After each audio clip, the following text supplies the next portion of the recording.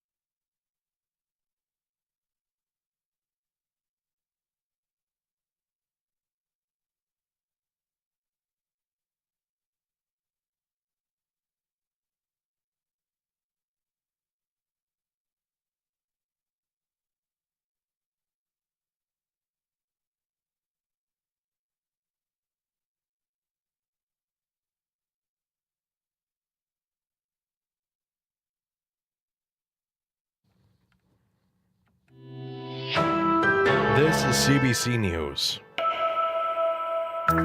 At 12 o'clock, we're at 22 degrees with mostly clear skies over downtown Winnipeg. Good afternoon, I'm Matt Humphrey.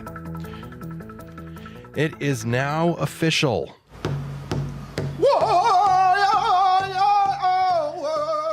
At a renaming ceremony this morning, Bishop Grandin Boulevard officially became Abenogi Mikana, which means Children's Way in Anishinaabe-Moan. Bishop Grandin Trail became Awasasak Miskanau, which in Cree means Children's Road, Awasasak Miskanau. And Grandin Street became Tapawewen Way, which means Truth in Michif. Cecil Svensson is manager of Indigenous Relations with the City of Winnipeg. He says the names were chosen by an Indigenous knowledge naming circle. Names have power. Right now, internationally, people are watching what's going on in Winnipeg. I've heard from friends in New Zealand, in Australia, and around the world about what's going on here today. And they want to know, like, how did this start? How did we get here? Svensson says it's important to change the names from honoring one of the architects of the residential school system to names honoring the survivors of the institutions and those who never made it home. A powwow is just getting underway at the Forks. It's one of many celebrations across the province to mark National Indigenous Peoples Day. CBC reporter Cameron McIntosh is at the Forks. The theme of the powwow here is resilience. It's being put on by the Wasay Healing Center here in Winnipeg, which helps people suffering with addictions and their families. The idea there that this is a day to recognize the resilience of the First Peoples of these lands here that we now call Manitoba, or Treaty 1, that there is also a lot of work to do. So it is a day to both commemorate a little bit, to celebrate progress made, and to talk about the path forward. Not the only event happening here in Winnipeg. There's also going to be a concert event at Assiniboine Park. The Métis, the Red River Métis here in Manitoba, they are holding events a little further north, about 20 minutes north in Selkirk, Manitoba. There's a big gathering there. So there are a bunch of different cultural events around Winnipeg and around Manitoba itself. Everyone kind of marking this day in their own way, finding their own meaning in it. The CBC's Cameron McIntosh reporting from the Forks.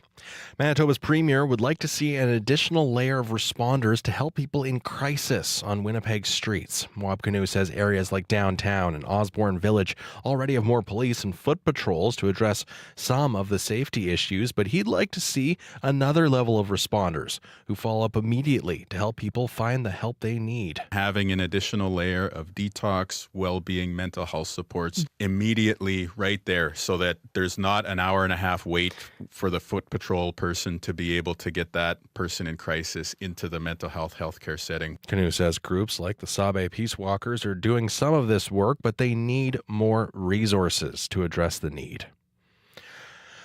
Crews are continuing to battle a wildfire threatening the town of Churchill Falls in Labrador. The weather helped yesterday, but Provincial Forest Fire Duty Officer Mark Lawlor says the danger is not over. The winds aren't in our favor today. However, if the fire does misbehave today, it should push it to the south of Churchill Falls along the river and not towards the community itself. More firefighter resources, including water bombers and helicopters, are heading to Churchill Falls right now. Meanwhile, some 750 evacuees remain out of their homes in Happy Valley, Goose Bay, and Labrador West. Down south, the United States Supreme Court has upheld a federal ban barring people subject to restraining orders from possessing guns.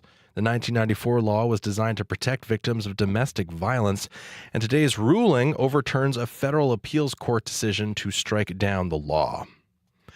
Pressure is increasing on the federal government to tax electric vehicles from China. Ontario's premier, the latest critic calling for the measure, is worried Canada's market will be saturated, putting thousands of jobs at risk. Here's Janice McGregor with your details. They've sounded the alarm about the spike in Chinese electric vehicle imports. But if Chinese brands grow too much, that's a direct threat to manufacturing here. And Canadian taxpayers have shelled out billions to help electrify this industry. In a statement yesterday, Ontario Premier Doug Ford called on the federal government to immediately match or exceed the tariffs that the Biden administration put in place this spring, including at least 100% tariff on Chinese EVs. Here's how Prime Minister Justin Trudeau responded to that call. We will look very carefully at what steps need to be taken to ensure that the Canadian auto industry and indeed Canadian consumers are well supported for years to come. Chrystia Freeland's spokesperson repeated that they're actively considering what they need to do to protect Canadian jobs, as well as Canada's free trade relationships. Because with NAFTA, Canada's sometimes accused of being an open back door into the U.S. market. Janice McGregor, CBC News, Ottawa. Looking at the forecast in Winnipeg, a high of 26 today with a mix of sun and cloud with a pleasant week expected ahead. And Brandon, a risk of a thunderstorm risk in Brandon. A few clouds, a high of 24. Dauphin, a high of 25 and a mix of sun and clouds. Flin Flon, high of 25, a few clouds. Thompson, high of 25, chance of showers. And in Churchill, a risk of a thunderstorm with a high around 17 degrees.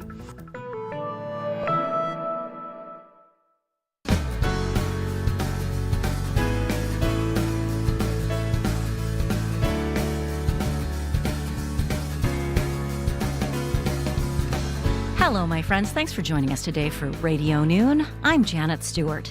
It is National Indigenous Peoples Day, an annual reminder to recognize and celebrate the contributions of Inuit, Métis, and First Nation people. Author, Free Press columnist, and Professor Negon Sinclair joins us to talk about some of those contributions later in the program. We'll also hear from award-winning local author David A. Robertson. He'll give us recommendations for books by Indigenous writers.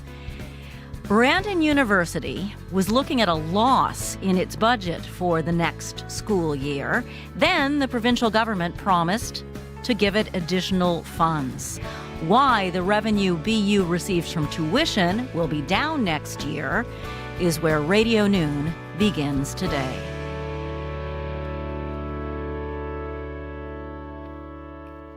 Fewer than half as many first-year international students will attend Brandon University this September compared to last year.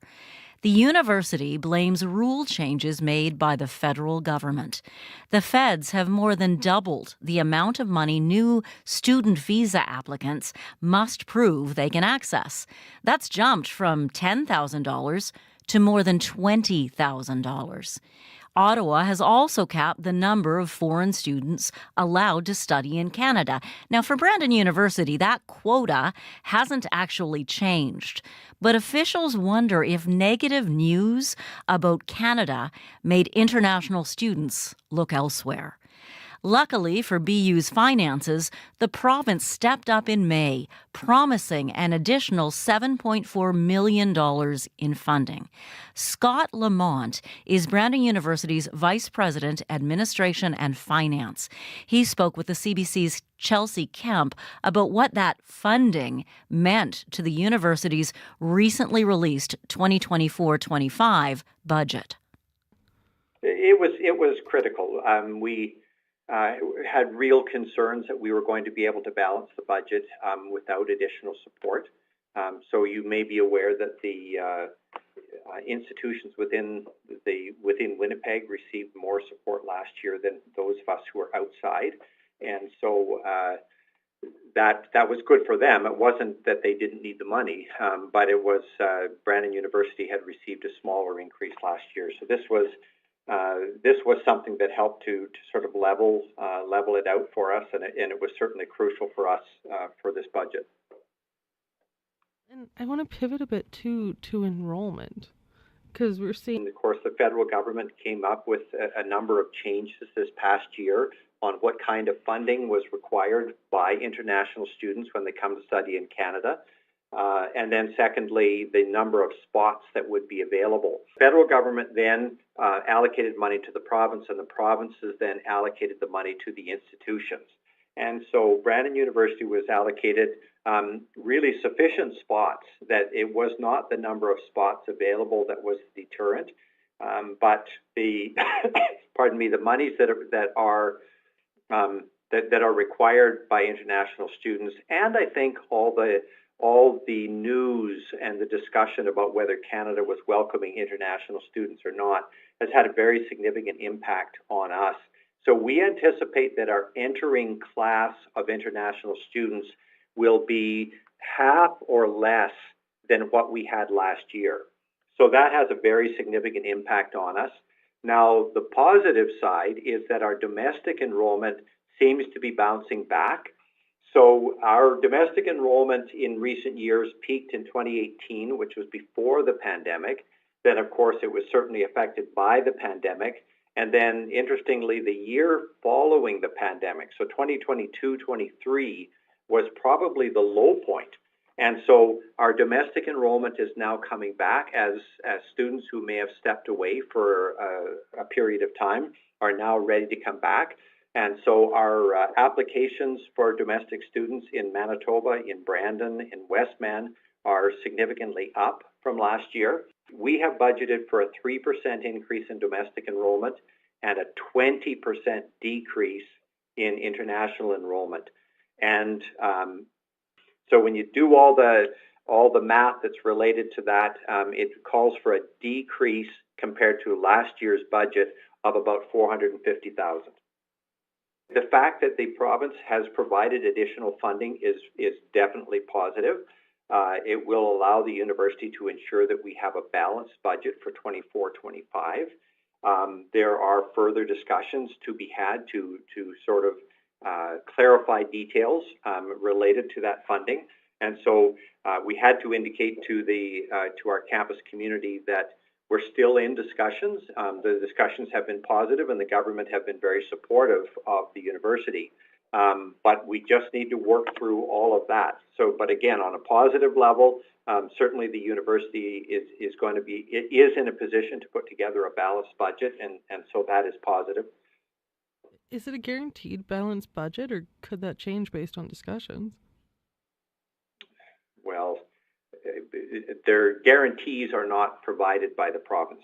And so we anticipate the conditions are there, that there should be no reason that there isn't a balanced budget, but there is no such thing as a guarantee. That's Scott Lamont. He's Vice President of Administration and Finance at Brandon University, speaking with our Chelsea Kemp. Who cries more, winners or losers? Cry if you want to cry. Can heartbreak help break records? You want to be great? You need to sacrifice. Do bigger fans have higher blood pressure? How's your heart rate? Why do we love rooting for underdogs? Gotta support the home team. What makes top dogs go the distance? How far will champions go to win? I was just curious. Does it matter if they have nothing to lose? Is that a yes? When you get curious, you get CBC. And right now you're listening to Radio Noon on CBC at 12:13 on this Friday afternoon. You know, summer is a great time to read. On this National Indigenous Peoples Day, a Cree writer joins us to recommend books by Indigenous authors. If I speak more slowly, I can speak more clearly. But first, let's hear some music. How about a tune from Ojibwe singer-songwriter Mitchell McCoons? This is Courage.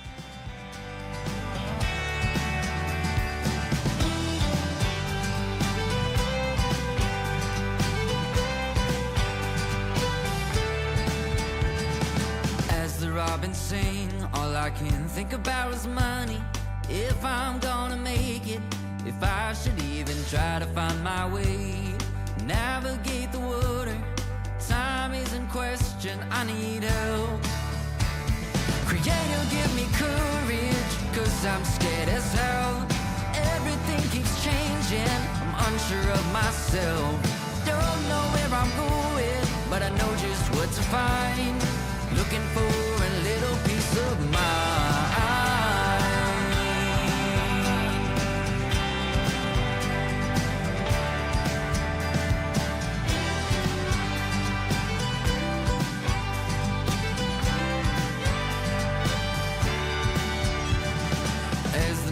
Rises on disappearing days, I wonder if the red road will let me take a break from these chains. I'm too young to be helpless, scared of being selfish and treating you that way. Creator, give me courage, 'cause I'm scared as hell. Everything keeps changing, I'm unsure of myself. Don't know where I'm going, but I know just what to find. Looking for a little piece of mind.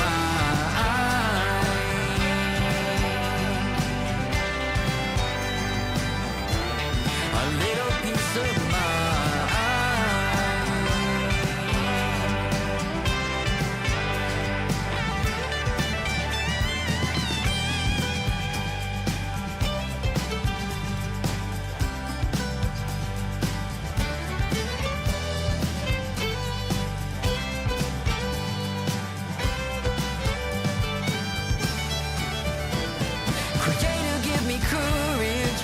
I'm scared as hell. Everything keeps changing, I'm unsure of myself. Don't know where I'm going, but I know just what to find. Looking for a little piece of mind.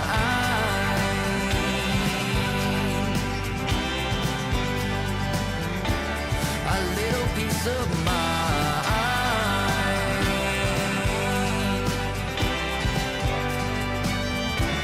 A little piece of mind.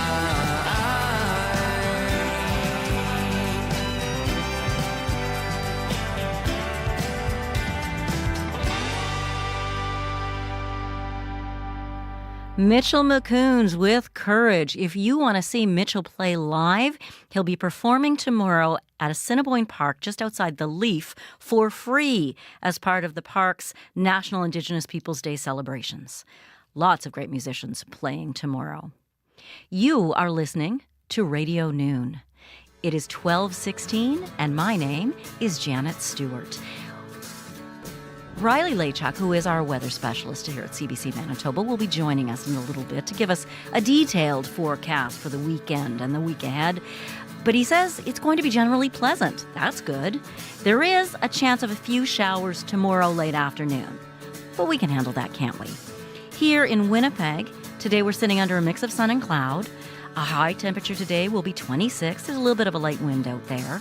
We've got a partly cloudy evening ahead. Tomorrow looks like cloudy with sunny breaks. A good day, but a chance of late day showers. 23 degrees as our high. Saturday night as well, partly cloudy with that threat of a few scattered showers hanging around. As my grandmother would have said, we're not made of sugar, we won't melt. Sunday, the skies will clear and we will have a mainly sunny afternoon and 25 degrees. Remember your sunscreen as well as your bug spray. Monday looks like we'll have a mix of sun and clouds, a risk of a late day scattered shower or thunderstorm. Tuesday, a mix of sun and clouds and sunshine for Wednesday. Still ahead on Radio Noon. Up next, we're talking books with award-winning author David A. Robertson.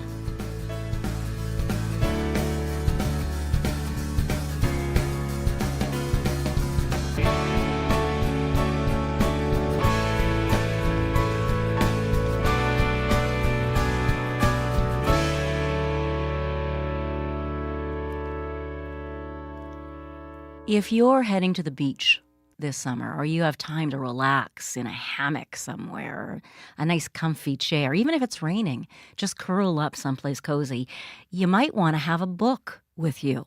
So why not enjoy the work of some fabulous Indigenous writers?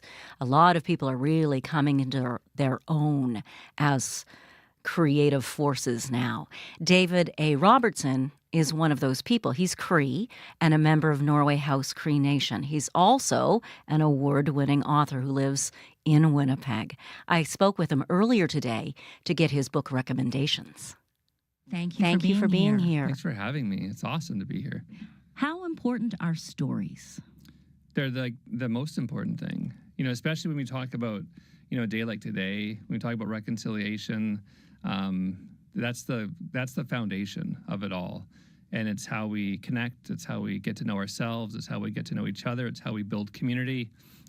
Stories are like the heart of, I think, of everything. And that's why they're so important in my life. And I think that's why so many people are gravitating towards, in this case, Indigenous literature, because that's where I think how we learn the most and the best. Because you read it and you build understanding. Is that why? Yeah, I think it's like understanding through engagement, through, intention. The stories that we tell as Indigenous people always have intention and meaning. And we have these amazing morals and teachings. And so, yeah, I think it's all of that. They're magic, and I think a lot about, my own stories that I've told. And there's little bits of magic in them here and there that I don't even notice when I'm writing them, and whether it's even in the art that, Julie Flett has done with a couple books that I've done. One quick story I like to tell with On the Trap Line is when Julie drew my dad in On the Trap Line, because it's based on my dad and I, she didn't know what he was wearing that day, and she drew him in exact clothes that he was wearing. And it was just this magic thing where it's those connections. So stories are all connections. Yeah, it's incredible. This is a time of year that a lot of people like to relax with a book. What have you brought in for recommendations? I got a few in here, and I love them all, and I love all the people who wrote them. Just run them down. So the first one is one of my best friends and my family, but he's also like one of the most important voices in Canada, I think, and that's Negon Sinclair. He just had this book come out, Winnipeg, and it's just a collection of all the work he's done for the Winnipeg Free Press. And his column, I think, is like a really vital source of information for everybody. And the way he's able to convey important issues in a way that anybody can understand is a really unique gift that he has. And he's a storyteller, and he's like his dad. His dad and him, nobody can get up to the mic and talk like them.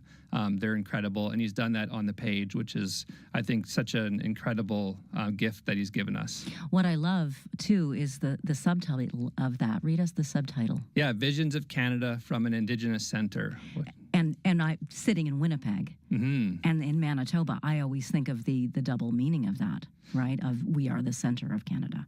As much as Toronto would like to think, Winnipeg is, I think, close to the longitudinal actual center of Canada. And Negon will tell you that he believes we're ground zero. Yeah. For healing, for reconciliation. I think he's right, and he talks about that in the book, and he talked about it at his launch, and he does it so beautifully. But yeah, I think that we can be an example here in this place in Winnipeg and Manitoba, and we have so much history here, but we also have so much opportunity to show people the way in how we can heal, how we can grow, and how we can just build better relationships with each other. We're going to have a conversation with Nigon coming up in the program. Lucky us. You tell him I said hi. That guy, I tell you, I like that guy. What else did you bring in today? So here, I got one of my dear friends as well, Kate Vermette.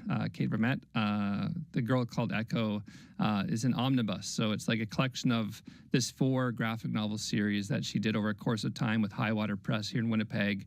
And I think if there's any lacking in Indigenous literature, it is from the Métis side. So there needs to be more Métis stories by Métis storytellers out there in the world. And so Katharina has given us a wealth of beautiful literature, whether it's her poetry, North End Love Songs is like one of the really incredible books that have written over the last decade or so, or her books, The Break, Strangers, The Circle.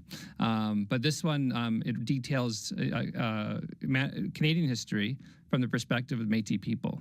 So Echo is able to time travel. I love time travel stories, so that's awesome. And she gets to go and visit, the Pemmican Wars, the Northwest Resistance, Rhode Allowance era, and learn about herself. But through her learning, you also get to learn. So it's a great graphic novel series. And graphic novels, too. Such a thing that, well, I guess any age group can enjoy, but would you recommend that one for teenagers as well? Oh, absolutely. Yeah, absolutely. I think graphic novels are I think one of the best and most perfect educational tools.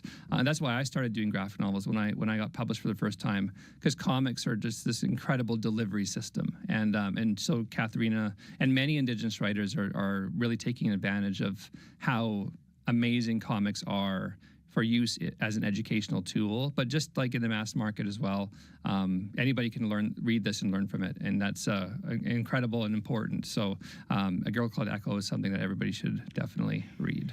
And we should speed through the others because I want to make sure we get to them all. Okay, so this place is just quickly. It's as well as an omnibus collection of 10 graphic novel stories that span 150 years of history in Canada. So there are 10 Indigenous storytellers in here, including Katharina, Nigon, Katarina Quenzidum, myself, Richard Van Camp, on and on and on. So it's this incredible, as well by Highwater Press, a collection of comics that detail history in Canada from the Indigenous perspective. Everybody should read this in Canada. It's incredible. Might be a great grad present. I think it'd be an amazing, any birthday present, Christmas present, Halloween present, all these different presents. It's Friday present. Exactly. Anytime. Yeah. It's Friday every day. And then Jody Wilson-Raybould, True Reconciliation. What can you say about Jody Wilson-Raybould? She's also a very important voice. This book is very important because what I think it does is it breaks down, again, reconciliation in a way that's really understandable for any Canadian. And I love the spectrum she uses. She talks about learning to know.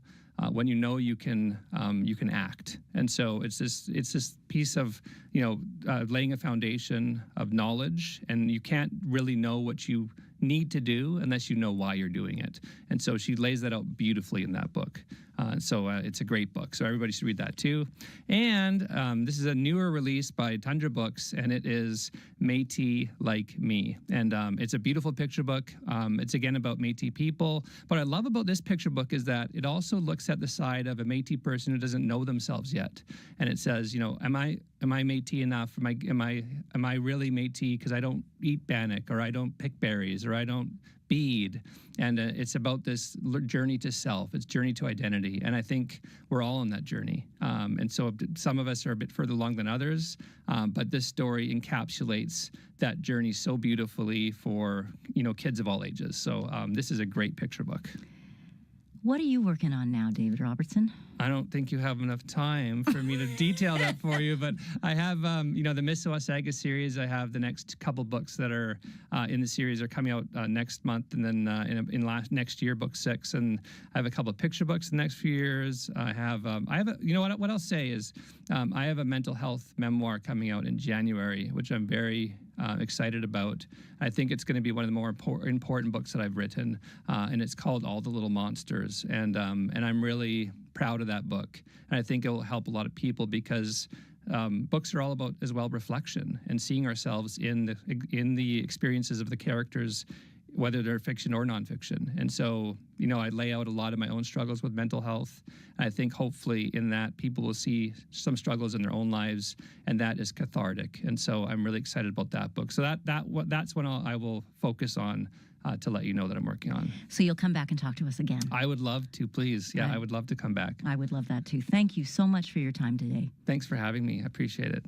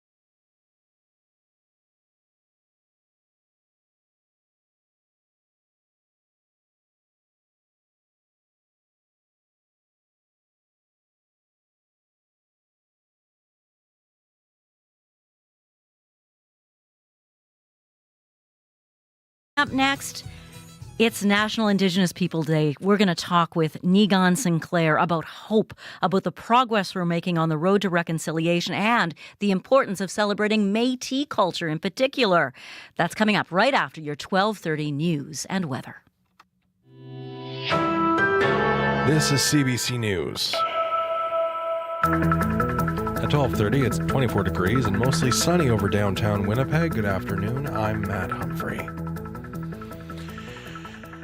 Mounties are investigating the homicide of a 16-year-old girl in Easterville. Around 2 a.m. today, Chimawewin RCMP were called about a report of a deceased person. In an open area, they found the injured girl, who was declared dead at the scene. Her death has been ruled a homicide. We're told a male has been arrested. No word of their age, his age. RCMP Major Crimes and Forensics Identification Services are now investigating this latest homicide. In other news, the city of Winnipeg has officially recognized the changing of the names of 3 streets originally named for one of the architects of the residential school system. Today, Bishop Grandin Trail becomes Awasasak Miskanow, which is Cree for Children's Roadway. Grandin Street becomes Tapawewin Way, which is Michif for Truth. The word truth, and Bishop Grandin Boulevard was formally changed today to the Anishinaabe-Moan Abenogi Miikana. Sandy Bay First Nation Chief Trevor Prince says it's a point of pride, the name changes. And to me, that I'm very, very proud that it's being renamed to something in our language. Abenogi Miikana, in translation, means child road, child trail. And I'm very, very proud that I'm going to be part of that history of renaming this. The Indigenous Knowledge Naming Circle felt it was important to change the names to honor the Indigenous residential and day school survivors and those who didn't make it home. And finally, in Europe, Pope Francis is in the hot seat after a Filipino student called out the Catholic leader for his reported use of a gay slur. The Pope has been vocal in the past about welcoming gay people into the church, but he has faced scrutiny in recent weeks for using offensive language in closed-door meetings. Here's Megan Williams. The title of the video conference between the Pope and 4 university students was Building Bridges Across Asia Pacific. But pretty soon into it, the Pope got set straight by a Catholic Filipino university student wearing a rainbow sash. And stop using offensive language against the LGBTQIA+ community. This leads to immense pain, Said Jack Lorenz Acevedo Rivera, the first of the students to speak. Rivera was referring to reports the Pope used an offensive word to describe gay men in 2 closed-door meetings, one with bishops, the other with priests. The first time the Pope used the word, he issued a written apology through the Vatican press office. The second time, he neither apologized nor acknowledged he'd said it. At the end of this video conference with the students, the Pope said that it's important to choose between real love and false love. It's unclear if the message was meant for Rivera. Megan Williams, CBC News, Rome. And for news anytime, head to our website, cbc.ca/Manitoba. Thanks very much, Matt Humphrey. Back soon. Riley Lachuk joins us now. Hello, Riley. Expect another hot one in the sun today, Janet. Riley was outdoors shooting a television promo, and in it a was full hot. suit. In a full suit. He looked very handsome, had a nice pink tie on, really liked it, but hot, hey? Very hot out there, especially if you're in sort of that direct sunlight. You're really going to be feeling that sun today. But just wait till we get into the early part of next week, Janet, because things are really going to heat up. Oh, how high? Well, temperature-wise, into the high 20s. But we're looking at a very humid day on Monday. That's so the thing. We're going to feel the humidity. We'll get into that. Temperatures right now, 23 degrees in both Winnipeg and Steinbach, 23 as well as in Brandon and Thompson. Most of southern Manitoba actually right now in the low 20s, as is northwestern Ontario, 21 this hour in Kenora. Factoring in the humidity, feeling closer to 27 in downtown Winnipeg this hour, 28 in Portage, 26 in Brandon, and expect the humidex values to be closer to that 30 mark as we get through the afternoon today. So, of course, take due care and caution if you're outdoors. Lots of water today. The sunscreen, the hat, all that. Very good tips for the afternoon today and into the weekend. Mainly sunny skies right now. Little bit of instability kind of along the international border in southwestern Manitoba. Looking at satellite and radar, there are a few lightning strikes right now just south of the Canada-U.S. border into North Dakota, just kind of north of Minot, close to sort of that Turtle Mountain area. So a little bit of instability staying south of the border for the most part, but could see a few sprinkles in extreme southern Manitoba this afternoon. Otherwise, we're into the sunshine through the afternoon hours today. Tomorrow, a bit of a different story. We see clouds starting to build in as we get into sort of the morning hours, and a couple little pushes of instability kind of push through, bringing us some showers to western Manitoba first thing. Maybe a couple of raindrops through the Red River Valley as we get through the later afternoon. Can't rule out a couple of rumbles of thunder through the afternoon tomorrow either. Pretty minor threat of severe weather tomorrow, but doesn't mean that we couldn't see a few rumbles of thunder here and there as we get through the later part of Saturday. Sunday, things clear out. We're back to a mainly sunny sky by the time we hit lunchtime, and much the same as we head into Monday, a mainly sunny sky. Maybe some thunderstorms because we are looking at fairly high humidity levels as we head into the day on Monday. Forecast rainfall. Maybe a few millimeters into the day on Sunday. Most of the rain centered into sort of that Westman region, Brandon through Dauphin, Swan River, looking at about 10 to 15 millimeters or so. Today's forecast looks like this: 24s for Verdun, Dauphin, Brandon, 26 in Winnipeg and Thompson. Mainly sunny skies as well in Gimli at 23 degrees. 23 on Saturday, 25 on Sunday. I've got us at 27 on Monday. Dew point temperatures, though, closer to 24, 25 degrees, which is getting into that tropical feeling. Super sticky. Sticky and humid on Monday, which gives us the risk of a thunderstorm through the afternoon hours, and 23s for Tuesday and Wednesday, normal for this time of the year. So Monday is going to be like if you've got a little bit of wave in your hair, full on, yes, I don't know, baseball cap, something, clipping it up, or just let it be. Or just let it be. Just let it be. That's what I do, but I don't have a lot of hair left, so Aw. But what you have is fabulous. Yeah, okay, thanks, Janet. Riley Lachuk joining us here. Have a great weekend. You too.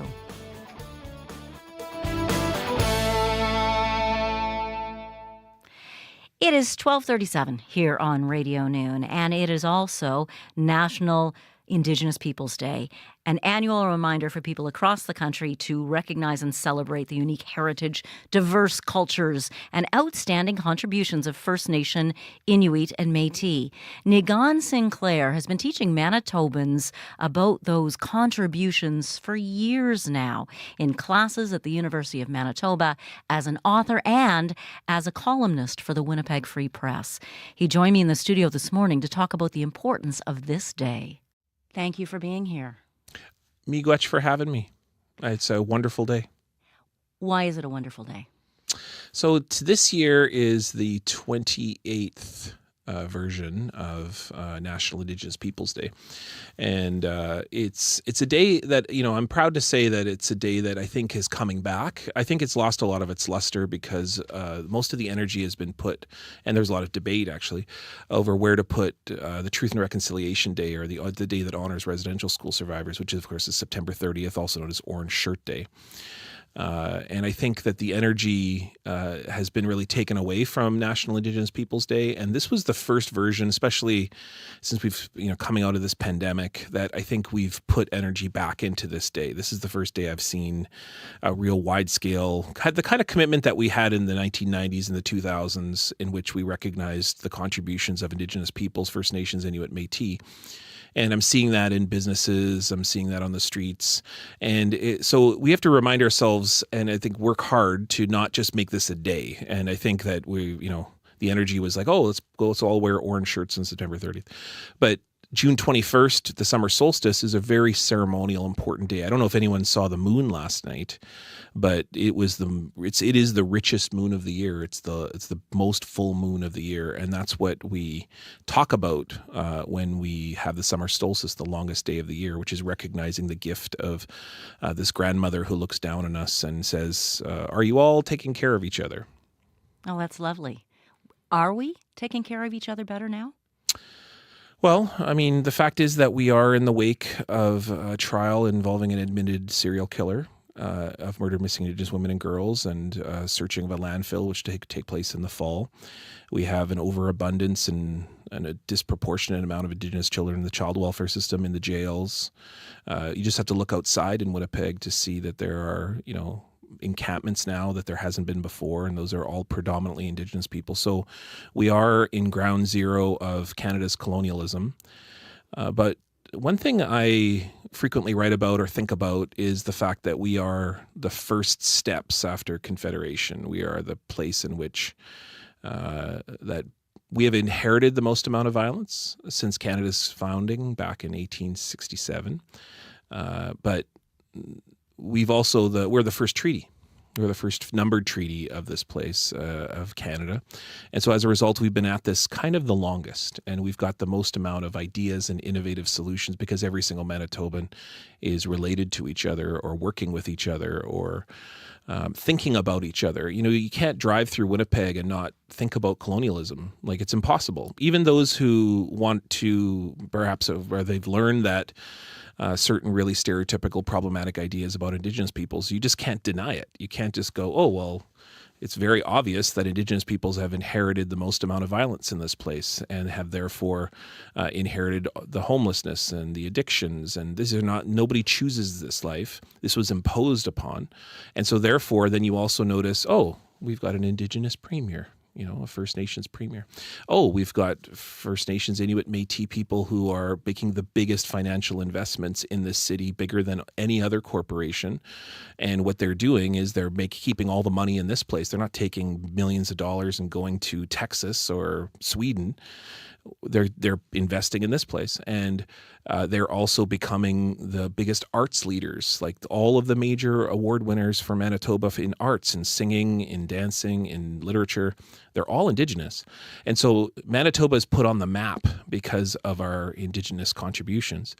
And it's just like way back in the 1860s, going back to the 17th century, it was Indigenous peoples who welcomed people in, taught people how to live in this place, and therefore made us all into what we now call Manitobans. And as a result, we still see that today. We're just maybe seeing it for the first time, or seeing it in a renewed sense of what it looks like for today. And that's truly what makes Manitoba Manitoba, which is beginning with a sense of indigeneity and then moving from there to all the amazing other cultures that have been to the part of this place. I'm actually, on a personal level, as you know, I'm from Nova Scotia. I moved here in 2001. I'm grateful to be here in Manitoba, in Winnipeg, at this time that I feel change happening, renewal happening, reckoning happening, the truth being told. Do you think people in other parts of the country feel reconciliation and the need for it as much as Winnipeggers do and Manitobans do? I think in Saskatchewan and northwestern Ontario, where the proportional population, especially in northwestern Ontario, where you can go and see what looks like maybe like in Churchill in Manitoba, where 30-40% of the community is Indigenous, and that means you really can't ignore it. Manitoba, and I'm glad you said in this place now, because I think Manitoba's at this tipping point moment. And if you were to ask me what was that tipping point moment, I would say pretty much from about Idle No More, which was the largest social action movement of peace and justice and kindness. Like, nobody was hurt during all of those moments of let's talk about what it means to live together and make sure that not a group of people are targeted by police or by policy or practice. And what does it mean for us to live together? And how does Indigenous success means the success for everybody? And that has never been the other way around. Canadian success has often meant leaving Indigenous peoples behind. And I think Manitoba is at that moment, right? At that moment for the past 10 years or so, going back to about 2012. And that there's been a tipping point in which Indigenous peoples are becoming this major force within the economy, within the political climate, within the social climate. I was at the graduation this week. I've been doing graduation speeches all week, but the one that really has been the most impactful to me, and days later I'm still thinking about it, is what's they call the urban circle, which is hundreds of people in Winnipeg's North End who are often disenfranchised people coming out of the jail system, people who are single mothers, people who have been living in situations of poverty for a long period of time, getting their very first certificates, being able to go to college and get their trade certificate or their apprenticeship. I've never met a group of happier people and their families of getting a piece of paper that then can give them opportunity. And one of the things that was announced there was that of this 150 or so graduates that were coming through, 92% of them have jobs, like as of today, before they even finish their diplomas and their certificates. And that's remarkable. That's what Manitoba looks like. That's the future of Manitoba. And you see that kind of everywhere in different places. You see a lot of hope here. Like, you can get focused on the despair, and that's easy. I've always noticed we have incredibly strong grassroots. We've always had hope. I'm sorry, I didn't mean to stop you. Oh, no, I mean to jump completely in there. agree. Hope, it lives here. And in the most direst of circumstances, that's the thing that has always blown me away about our community. I grew up during the time of Oka. And I don't know if you remember, in 1990 in Manitoba, two things happened. One was Elijah Harper's no to the Canada's Constitution, Meech Lake. And then second is that the land standoff in resistance movement in Oka, Quebec, with the Ganawaka, Ganasatake, Mohawk people. That famous picture. Between the army soldier. officer and the American Indian Movement activist. That moment in the country was where things were very combative. And in lots of ways, it would be easy to fall into despair because what you saw at the end of Oka were mass arrests, and what you saw at the end of Meech Lake were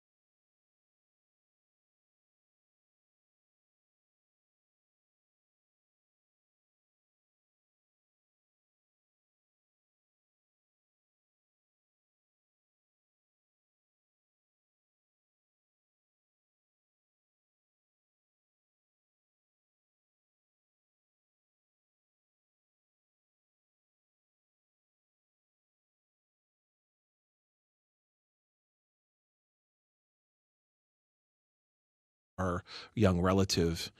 And many of them were non-Indigenous. Many of them were from other Indigenous nations, but predominantly they weren't just from Saugeen, and they weren't just from people who knew Tina. They were from all of us. And that is a truly Manitoba night. That was a night in which I saw decades of work that goes all the way back to that camp at the Manitoba Legislature in 1990, and the realization that everybody is a part of everyone's lives in this place.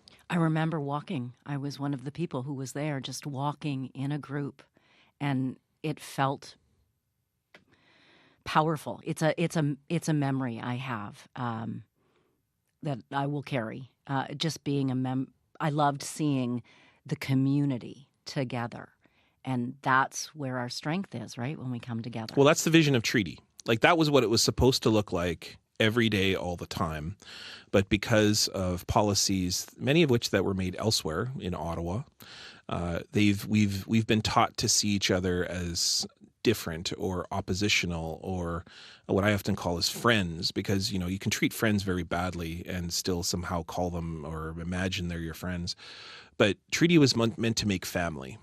And they're meant to make each other, we're supposed to look to each other and have our children marry each other and live together and then learn.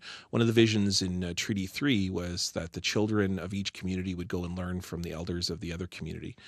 And while that certainly has happened for Indigenous peoples coming to Canadian people, schools, education systems and so on, forcefully or unforcefully, it has never happened the other way around, really. And we might be seeing that now. We might be seeing that on a radio show like this. We might be seeing that in a newspaper. We might be seeing that in the books that we're producing, or the universities where we have a mandatory Indigenous credit requirement. Like, we might be seeing what was supposed to be way back in 1871 at the signing of Treaty 1.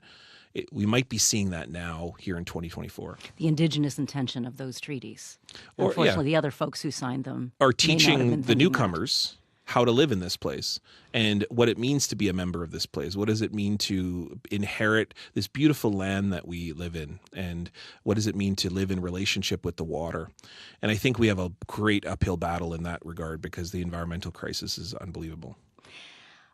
Information Radio this morning put out a call asking people to tell us what you're proud of. And we got a call that I'd like to play for you now. My name is Shirley Delorme Russell. I am a very proud Indigenous woman, and my name tells you so much about me. Shirley tells you that I was born in the 70s, and I do not know where Laverne is. Delorme is my mama.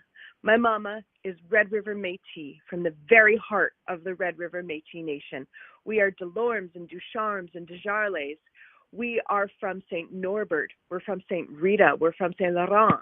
And then eventually my mom was raised smack in the center of the city, which is where I was raised and my children were raised. Russell is my dad. My dad has his father's name, who's from England, but my dad is an Anishinaabe from Blind River, and he was raised in the land of the sleeping giant. My dad is an Anishinaabe man from Saugeen's women. Oh, I am so proud to be a very proud Métis woman and a very humble Anishinaabe Kwe. I have raised my children in my territory, which is my mama's territory, and they, as Red River Métis babes, with an Anishinaabe papa and an Anishinaabe dad from Serpent River, Ontario, they have learned to be strong, proud Indigenous kiddos. They're actually adults now. But and what I do on National Indigenous Peoples Day is I actually be quiet. And I take care of me. I don't teach. I don't volunteer. I don't go to the forks. I just restore. Hard work sometimes to be a very loud, proud Indigenous woman and a very humble, loud, proud Métis woman and a very humble Anishinaabe Kwe. So that's what I do on this day. I rest and I restore. Kinanaskamet and CBC, Kitty Magwet, and Gitty merci. Thank you. Thank you. Thank you, Chi Miigwech, for calling. What a beautiful amount of energy she carries. Absolutely. And like very typically, the Indigenous world, while vast, I mean, there are hundreds and thousands of us in Manitoba alone, 1.8 million nationally. No surprise, I know Shirley very well, and having worked with Shirley at the Manitoba Métis Federation, she was the librarian for a long time and head of collections over there in the Louis Riel Institute, but now is at the University of Manitoba, so sort of see her regularly as she takes classes there. But, you know, I think one thing that's really indicative of what Shirley's call is that we're deeply tied together, and it's really, you know, the Métis who, of course, we now have recognized that Louis Riel is the first premier, even though he wasn't called the premier at the time, but he's now been, by the Manitoba government, recognized as the first leader of this province. And then later John Norquay, it's significant that the first two leaders of Manitoba are Métis people, because it's the Métis people who made a declaration of independence way back in 1869 and claimed that this territory would be autonomous. We would have our own identity. We would not just be subservient to the forces of the East and Canada, and we certainly wouldn't be just subjects of the British Empire, that we would be people who are proud of ourselves and proud of who we are as people who come together. And the piece that I'm writing for the Free Press, which will come out at some point, and I invite everybody to read it, that's called Shameless Self-Promotion right there, is about the fact that the Métis flew the first flag. Actually flew 9 of them in the first months of their provisional government. And while there was a Union Jack just before that, that's the Northwest Company, Hudson Bay Company, and then following 1870, the Manitoba Act, there is the Manitoba emblem with the Union Jack in the corner. It was that period of 9 months in which the Métis were really forming the basis for our identity. They used multiple languages in the government here. Indigenous languages were as much a part of English and French. And then on top of that, they were imagining, what does it mean for us to come together? And it's significant that on that flag isn't a Métis symbol. It's actually a fleur-de-lis. And it's a recognition of Irish nationalism, which is a rejection of British nationalism, which tells you a lot about the forces within Manitoba, that what they were doing was we were articulating what was truly Manitoban. Like, what does it mean to be from Manitoba? And what does it mean to be a part of this land and this water and this place? And it's significant because on the first couple days after they take Upper Fort Garry, the Métis lower the Union Jack and raise a flag that is uniquely Manitoban, completely and absolutely Manitoban. And I'm certainly not a person who perhaps want to say Manitoba first acts, and like certain of our relatives out in Alberta. But I can tell you that, I'm a very proud Manitoban. I'm a product of this place, and that is much Indigenous as it is British and French. I'm a person that comes from all different directions, and I am uniquely a part of this place, and my family has never not been here. So as a result, when I see people like Shirley, I'm reminded that there's many more of us, all of us, in fact. You don't only have to be here for a short period of time when you quickly not just have them in your family, Indigenous peoples in your family, but have them as your best friends, as your colleagues, as the people you share buses with. And of course, the struggles that we all have in this city is something that all of us share. That's the issue of poverty and addictions, murder, missing Indigenous women and girls, and Two-Spirit peoples. This is not an Indigenous issue. This is for all of us. Niigaan Sinclair, thank you for spending time with us today, and thank you for the love you've poured into this place your whole life, and certainly for the last 12 years since I first heard of you when you were going to Morris to talk to an editor.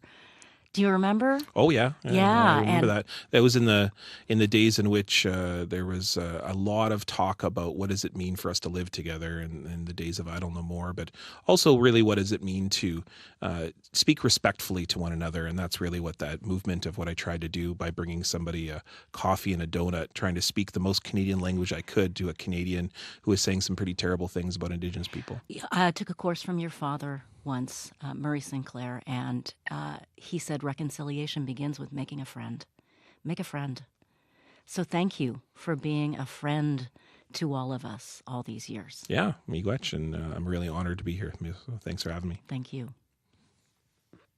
Niigaan Sinclair joining me today to talk about everything in Manitoba that we are thinking about on this National Indigenous Peoples Day. Hey, lots of celebrations happening this weekend for the day. Today at the Forks, there are activities.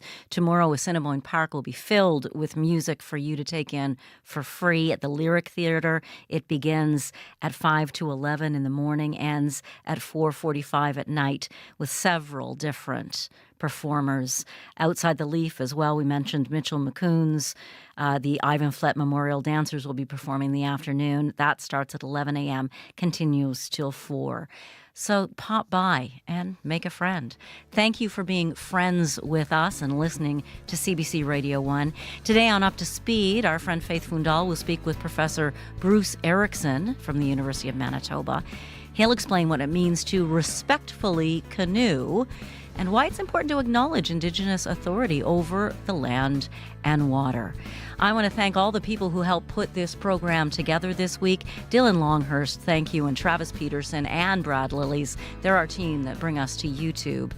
May McKillop, thank you for being our studio technician today. Chloe Friesen is our director today, and just a delight. We love her. Nellie Gonzalez and Leif Larson lend guidance to us every day. Wendy Parker lends guidance to this program every day. You are listening to CBC Radio 1. We do it for you. Thanks for being with us. CBC Podcast Showcase is next.